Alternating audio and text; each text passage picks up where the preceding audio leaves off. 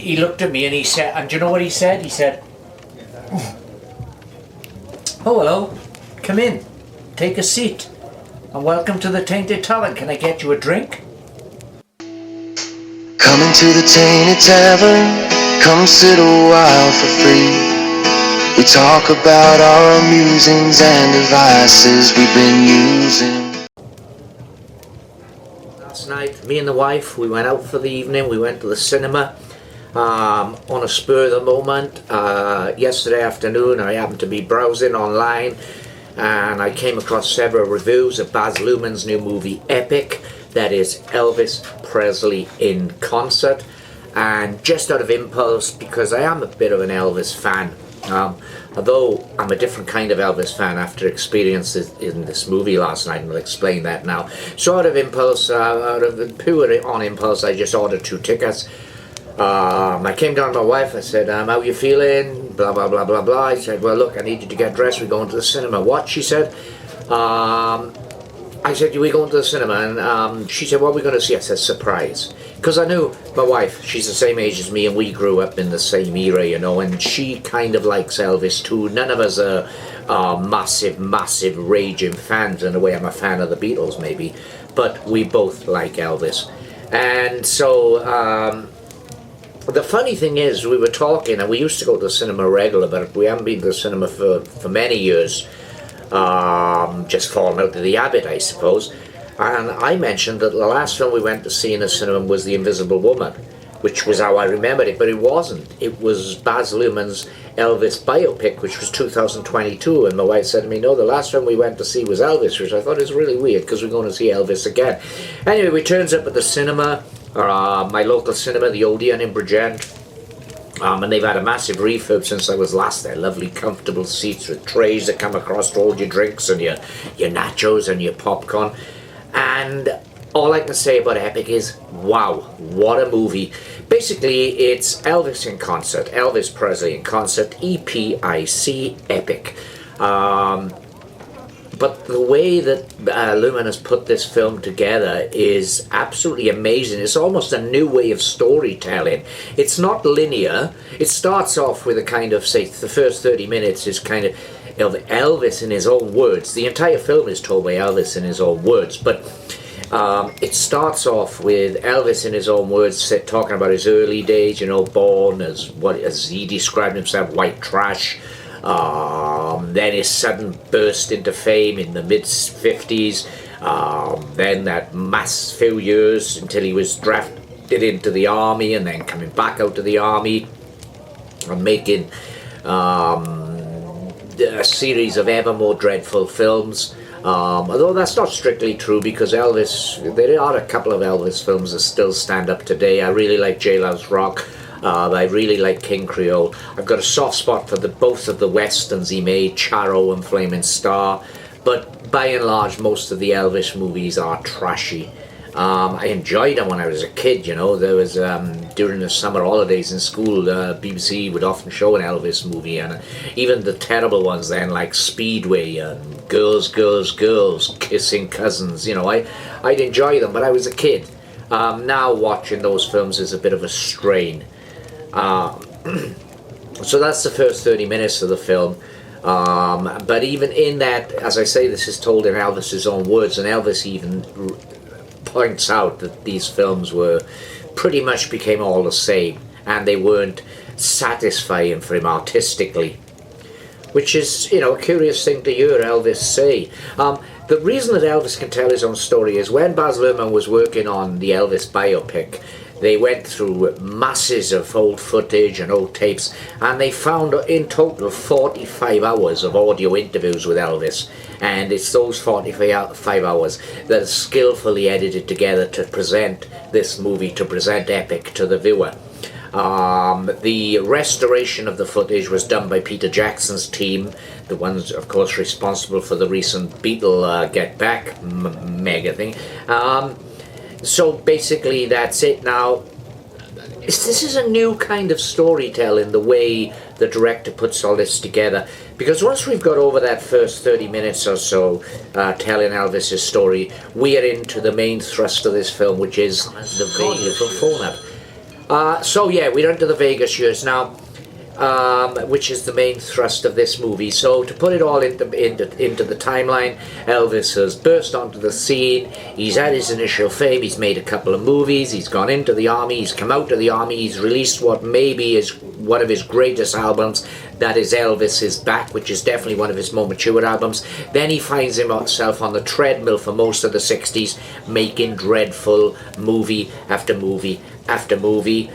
He then does the 1968 comeback special, where that's such a remarkable performance in the leather, and he's never looked better. Then he's off to Vegas. Now I've always as I say, I am something of an Elvis fan. I'm not a fanatic, but I am a mild fan. I do like a lot of Elvis. I've got a lot of time for him. But I've always looked at the Vegas years as being sad, as being over the top, of being very quiche. You know, all these silly jumpsuits, and then he's starting to bloat out and getting bigger and bigger and bigger, and then the inevitable sad end. Elvis Presley's story is the saddest story in all of rock music. Definitely, I don't think.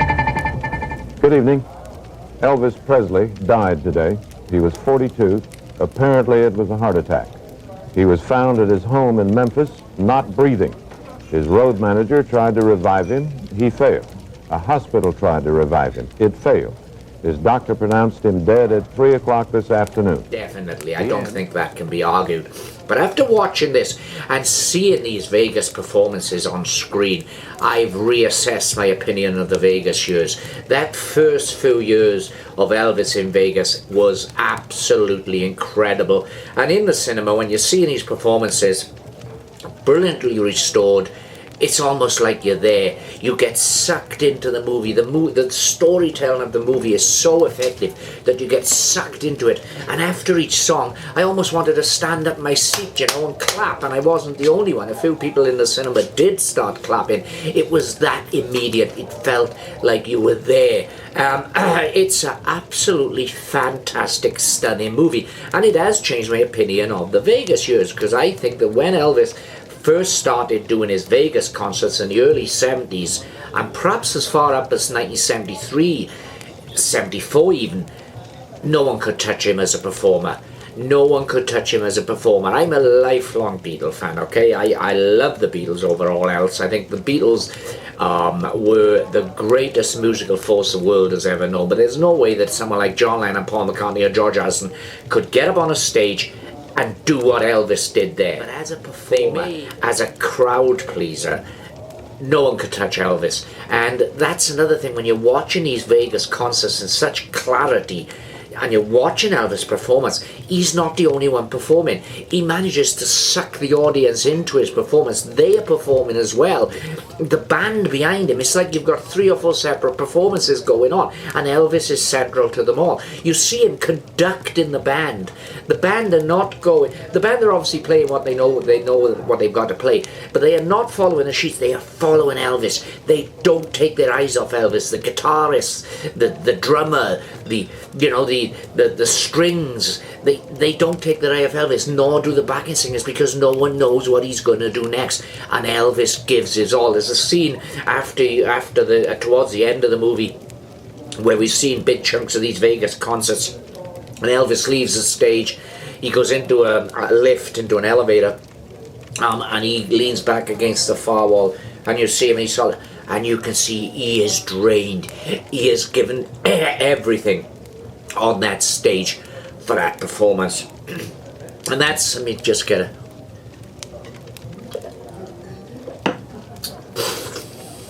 the beer I'm drinking actually got a rock and roll connection, because it's Trooper, with carrying the Iron Maiden name. It's from Robinson's. It's okay, it's a pale ale, it's okay.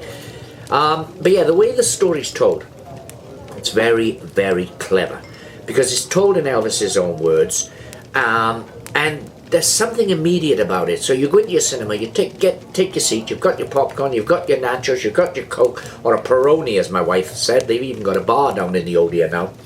So we sat there, and the film starts, and all of a sudden, it's like you're not a spectator, you're actually taking part in the movie. This is a work of genius. This is an absolutely, it may be the best if you want to call this a documentary, and I suppose it is in a traditional sense a documentary, then this is probably the greatest rock and roll documentary ever made. It is absolutely incredible, and at the heart of it, you have this performance by Elvis Presley, which it just blows your mind. You know, I thought I was familiar with Elvis. I've got a lot of Elvis albums in my vinyl collection. I've got a lot on CD, but what I've got is 4 box sets which I purchased many years ago. I had them on offer, and these cover mostly everything that Elvis has done. I'm going to show you these quickly. So I've got Elvis, the complete 50s masters. It's a book. It's got several CDs inside, plus it's a book that tells you what was happening during that period. But this covers the complete 50s masters, which to my mind was Elvis's greatest period. I've always considered the 50s to be his greatest period. I've got a very similar box set for the 60s, the complete 60s masters. Then I've got the 70s, the complete 70s masters, and I've also got this, which I don't think I've really played, but it's Elvis Live in Las Vegas. And this again is a book. It's got loads of CDs in here, so we got to get all of the Elvis performance from Vegas, from the triumphant beginning to the rather sad ending. You know, so I am, I suppose, an Elvis fan, but I was never a fanatic, and I've always dismissed the Vegas years, because to me, the Vegas years was paunchy, double chin, look terrible, big fat. I'm glad these Vegas shows are done. I'm gonna have to tell the Colonel I can't do this no more. Big fat bloke in a jumpsuit, that was Elvis in the 1970s Vegas years. That was my... This movie made me realize how wrong I was.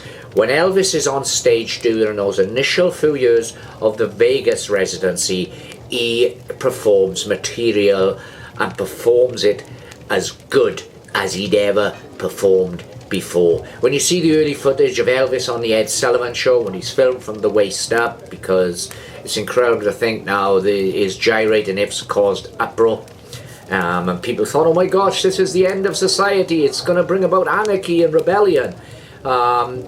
His performance in Vegas were equal to that. The 68 comeback special, absolutely superb Elvis performance from start to finish. These Vegas performances are equal to that.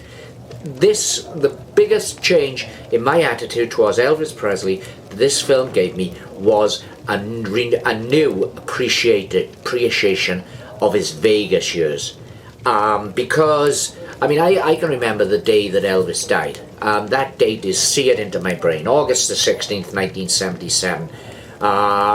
Because during that, I was 12 at that time. Now then I would have probably considered myself a huge Elvis fan, you know, because when I got my first record player for Christmas one year, 10, 11 years of age, it looked like a suitcase. You opened the top up your record, you know, and you could put several singles on it or several LPs, and they drop one at a time, and I loved it. But I got 3 albums for Christmas that year, and looking back, these are kind of corny albums from back in the period, but I had a Beatles album which wasn't really the Beatles, it was a tribute to Beatles. I had an Elvis album which wasn't really the Elvis, it was a tribute to Elvis. I think it was by a guy called Dave Nelson, I think, and that's going back through my mind.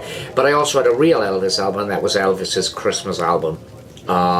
I was a huge Elvis fan as a kid, but then of course 77, 78 punks kicked off, and I moved more into punk, and I started to look at Elvis as a bit of a bygone thing, and not only a bygone thing, but something quiche. You know, Elvis was to me equitable to someone like Liberace. Not after watching this film. Really come to regard him in a new light. I would urge anyone with an interest in music to go and see Epic, because the title, it fully deserves that title. It is fucking epic. If you're an Elvis fan, of course, you've got to see it. But just casual music fans need to see this. You need to realize why Elvis, who has been the brunt of so much jokes over the years. I mean, there are more Elvis impersonators than there are impersonators for any other artist, any other band. So Elvis has become something of a joke in the public consciousness. But you've got to understand, you've got to ask yourself, then why was he so important to the Beatles, to Bob Dylan, to The Clash, to Bruce Springsteen, to so many others? He remains the king of rock and roll. And after seeing Epic last night, once again, I will say that Elvis has earned his crown. He is the undisputed king of rock and roll. That's Epic from Baz Luhrmann. It's on release now in cinemas everywhere. It won't be coming to streaming, I believe, until about June, but it really needs to be seen in the cinemas, because you're not going to see a movie as such. You're not going to see a rock documentary as such. You're going to experience something, and you really do experience it. You sit down in that seat, the cinema darkens, the screen lights up, the magic of cinema, and as soon as Epic starts, wow, what a journey you're going on. I think this is the finest Elvis Presley movie ever made. It may be one of the finest rock and roll documentaries ever made, or if it's not the finest, it's going to be up there with the very best. It's an amazing achievement, and Baz Luhrmann should be proud, because he did the king of rock and roll proud. He paid tribute to him in a worthy way, and he presented us, the audience, the viewers, the Elvis fans, even the non-Elvis fans, with a better understanding of who Elvis Presley was. Brilliant.